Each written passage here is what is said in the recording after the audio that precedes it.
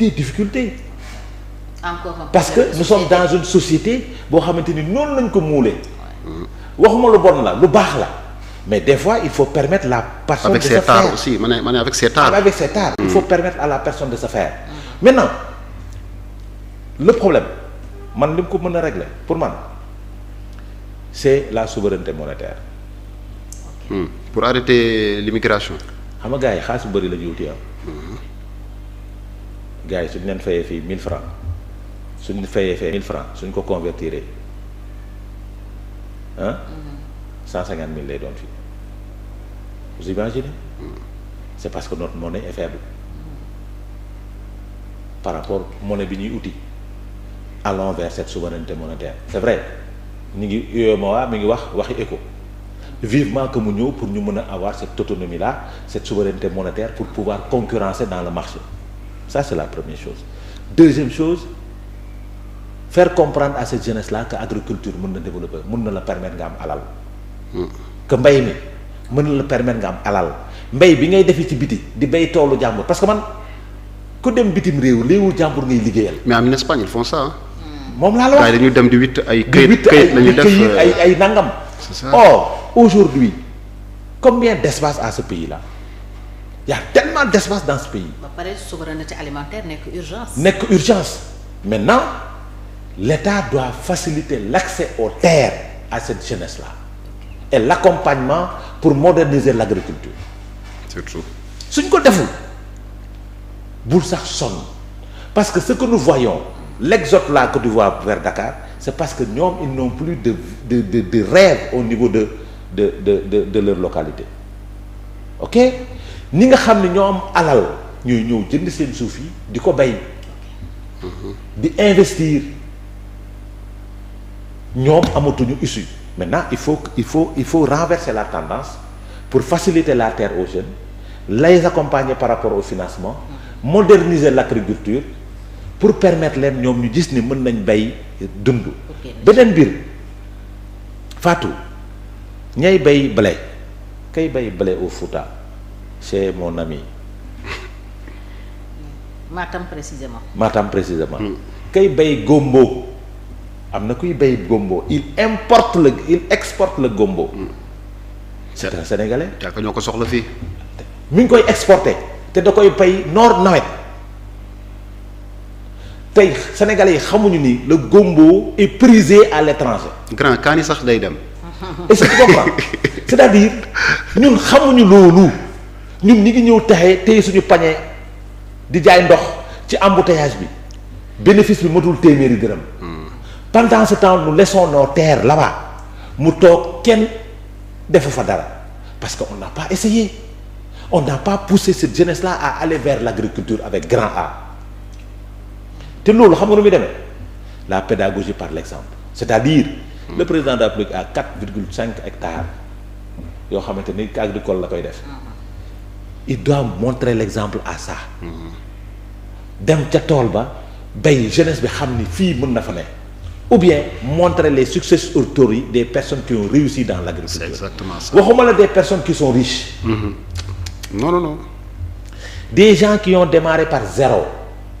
dama ko gis ci vallée bi des filles qui quittent Dakar des femmes qui quittent Dakar am maîtrise am lépp bàyyi fi lépp dem toog ci vallée bi di béy ceeb oto bi ñuy dawal ñun dawaluñu ko li ñu am ci alal ñun amuñu ko c'est parce que mos na ko neex na toog na fa mais bëggul keneen ñëw parce que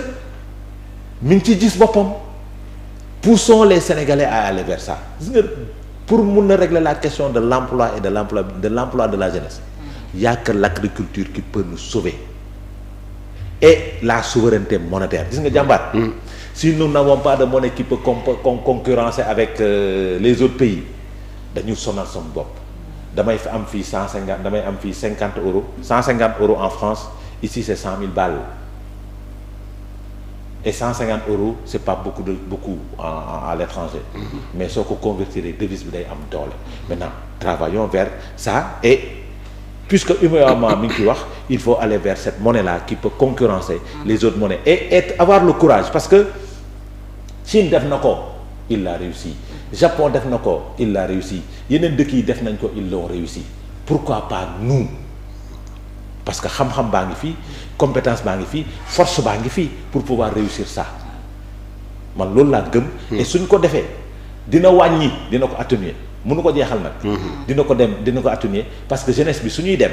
ils n'iront pas pour migrer mais ils iront pour des vacances ou bien pour acheter des marchandises et revenir. loolu mooy sama rêve man. bien sûr. ok Cheikh. Fatou bon migration clandestine. compréhension déjà ci silence su kilifa yi. c'est ça malgré drame bi. bon silence bi bon li koy expliquer mooy quand même maa ngi fàttaliku benn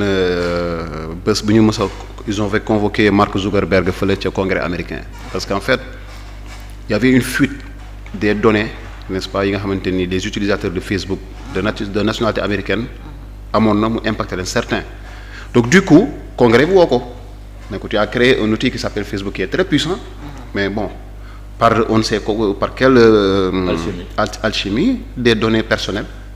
dem na mu toog ba gars yi moom pour te dire bon là-bas ils sont beaucoup plus sérieux que nous hein donc ñu laaj ko saa waay dafa ñaq toog di ne non je suis désolé affaire mais benn kii nu mu tudd ku nekk membre congrès moo jóg ne ko saa waay ñun suñu yoon nekkul si tu es désolé ou pas tes excuses là ça nous intéresse pas qu'est-ce que tu vas faire désormais pour qu'une telle chose ne se reproduise ñun loolu la ça veut dire ils attendent des solutions tey gouvernement Sénégal bu génnee ne way nous présentons nos condoléances aux familles des victimes et tout xam nga ñu ngi ñaanal prompt rétablissement ñi nga xamante ni am nañ ci jafe-jafe mais man ak yow on reste sur notre faim on va leur dire mais écoutez bon mais à côté quelques solutions mais malheureusement comme tu l'as dit moi je suis sûr que c'est une question qui les dépasse et c'est une question c'est une situation qui date dafa yàgg nag dëgg yàlla léegi nag ñii dem il y a plusieurs comment dire on peut apprécier les motivations de façon différente ku nekk am li leen motiver am ñoo xamante ne depuis njuddu ñoom kaana la ñuy woowee seen bopp. ouais. ces gens. ce sont les rêveurs. du ñu nitu fii quoi. non du ñu nitu fii c'est ça en fait eux depuis ils sont au Sénégal ils marchent mais l'esprit est dans le Bronx tu vois ñoom ñu ngi doxantu fële ca Chicago. waaw ñoom foofu lañ nekk ñu ngi fii ah tu les vois à Yaraax là ils marchent mais ils sont aux États-Unis dans leur tête ñooñu par tous les moyens tu peux rien faire bu ñu amul moyen demal seen bopp ils vont utiliser d'autres voies ñooñu malheureusement c'est un cas mais am na ñeneen ñi nga xamante ni aussi am na si lu ñu jàpp ñun fii si réew mi am si lu ñu jàpp y a des gens qui ont des fonds de commerce dañ koy jaay pour fay gaal bi ñuy jël y a des gens c'est am na kenn ko mën a expliquer mu ne moom am na benn client kooku ay téléphone la doon jaay il avait voilà quoi sa petite cantine il faisait du business maanaam du ko toog di xoole mais il s'est arrangé jaay ko pour mën a fay dem si gaal yi. war a dem Nicaragua. ñooñu tamit c'est un autre cas. tout à fait am na ñoo xam ne amuñu liggéey léegi nag y a la majorité ñu toog amuñu liggéey ñu ngi yeewu seen kër ndekki bi dëgër añ bi dëgër xam nga yenn sa yaay jooy tu vois tu peux rien faire xam nga xool keneen peut-être wërsëg gëm gën a kii peut-être muy toppatoo yaayam nga yéene sa yaay loo xam ne mënoo ko defal yooyu yëpp léegi nag y a le discours aussi bi koy accompagne boo xam ne mën na la rey. tout à fait ay day gis malheureusement certaines femmes dañuy wax dañoo yaradal alors que am nga ay doom quoi yoo xamante ni yooyu yëpp tamit il faut que ñu déconstruire loolu que la réussite c'est pas seulement le matériel. tout à fait nee nañu en philosophie n'est-ce pas la réussite c'est être en paix avec soi-même. tout à fait mooy yow lépp lu àdduna bi malgré les difficultés et tout quand tu te regardes devant le miroir tu sens que tu as réussi parce que tu es en paix avec toi. tout à fait mais malheureusement ñun dañu teg fitna goo xamante ni donc on pense que la réussite c'est le matériel. bu amul matériel bu compte bancaire feesul yow doo dara. soo dawalul oto doo dara donc dañ lay minimiser quand il faut prendre la parole yow doo jël parole bon bu dee sa rakk mu ngi sa kër gi di joxe dépense saa waaye yow balaa ngaa wax añ bi dañ ko teg di ko xaar mais yow boo génnee dañu añ bàyyi la donc yooyu yëpp mu doon ay réalités yoo xamante ni ça peut pousser les personnes. sur le plan étatique ñoom war nañ jël ay décisions te décisions je pense que ñu ngi koy jël je parle pas forcément du régime du président Diomaye bien avant sax parce que jàpp nañ fi ay gaal plusieurs fois yu doon jéem a embarquer dem mais gis nañu gars yi aussi ils sont en train de trouver d'autres moyens léegi gars yi dañuy dem ba Gambie. donc da ngay gis ne oui mais am na ñu ñuy jàpp au moins gis nañ ne quand même sunu marine bi renforcer nañ leen de telle sorte que ñu ngi intercepter ñenn ñi mais tamit bon parfois aussi benn daal xamal ne 5 am nañu rëcc mais am na ñoo xamante ne léegi comme Sénégal ce n'est pas forcément une zone très sûre pour ñu mën a embarquer am na dañuy dem Gambie am na benn gaal bu suuxoon ñoom foog naa Gambie la ñu kii Gambie lañu déparé am na ñoom dañuy dem ba Guinée-Bissau et cetera donc jar daf leen jaral léegi nag il faut que l'État entretienne le rêve parce que boo déggee ay Donald Trump di wax let's make America great again donc loolu vision la ñun comment on va créer le rêve sénégalais qu'on ait des Sénégalais qui n'aient pas envie forcément de partir peut-être par curiosité ils peuvent avoir cette envie là mais pas des maanaam boo leen doon fay sax pour ñu dem ils vont jamais partir parce qu'ils préfèrent Sénégal moo leen gënal donc loolu noonu foog ñu entretenir ko mais quand l'espoir est quand même mis en mal ba nga xamante nit ñi gis nañ ne liggéey sax taxut a tedd léegi ci réew mi parce que liggéey tant que mënul di fay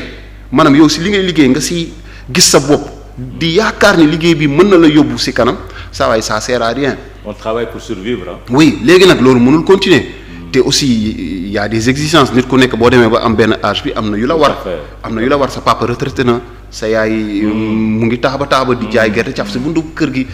yaate am na yu la war quoi nga taxaw xam ne ni yow mot nga sëkk pour jël relève bi mais flambeau bi attanoo ko donc yooyu yëpp da lay pousse peut-être nga dem ci mbir yu mel nii mais toujours sur le plan de la société il y a un discours à tenir sur le plan de l'État du Sénégal aussi am na ay mesures yu am solo yoo xam ne war nañu ko mën a jël pour quand même calmer wala pour bon comme ni ko Adama arrêté ko day jafe mais cette saignée là vraiment ñu mën ko wàññi ba nga xamante ni nit ñi dinañu toog ci réew mi liggéey maintenant bon comme j'ai dit il y a d'autres mënoo ci ñoom dara ils ont le rêve en tête ñoom ils veulent partir depuis leur naissance ils se disent kaana peut-être qu'ils vont partir mais ñi fi majorité bi daal mooy chômeurs yi gis nañ ne ñoom ñooy gën a dem ñu jàppale leen ba ñu toog ci réew mi. alors ñu jeexal ak la nouvelle posture de Amadou Ba mi dem au niveau des familles religieuses wax nañu bàyyi Sonko ak Diomaye ñu liggéey Adama est-ce que loolu daf la